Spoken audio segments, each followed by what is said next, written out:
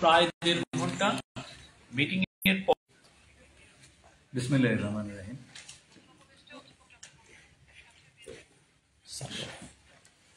মাননীয় প্রধান উপদেষ্টা এবং বিএনপির ভারপ্রাপ্ত চেয়ারম্যান দুজনের অনুমোদিত যৌথ বিবৃতিটি আমি পাঠ করছি।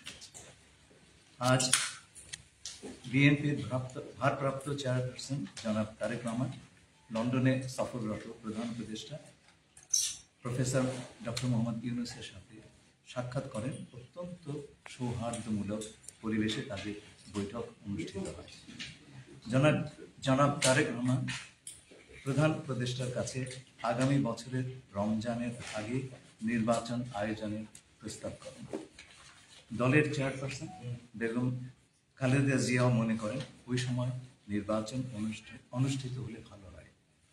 প্রধান উপদেষ্টা বলেন যে তিনি আগামী বছর এপ্রিলের প্রথমার্ধের মধ্যে নির্বাচন অনুষ্ঠানের ঘোষণা দিয়েছেন। সকল প্রস্তুতি সম্পন্ন করা গেলে 2026 সালের রমজান শুরু হওয়ার আগের সপ্তাহেও নির্বাচন আয়োজন করা যেতে পারে।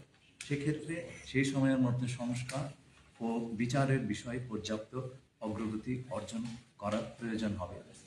জনাব তারেক রহমান প্রধান উপদেষ্টার এই অবস্থানকে স্বাগত জানান এবং দলের পক্ষ থেকে তাকে ধন্যবাদ জ্ঞাপন করেন। প্রধান উপদেষ্টাও জনাব তারেক রহমানকে ফলপ্রসূ আলোচনার জন্য ধন্যবাদ জানান। আপনাদের সবাই আমরা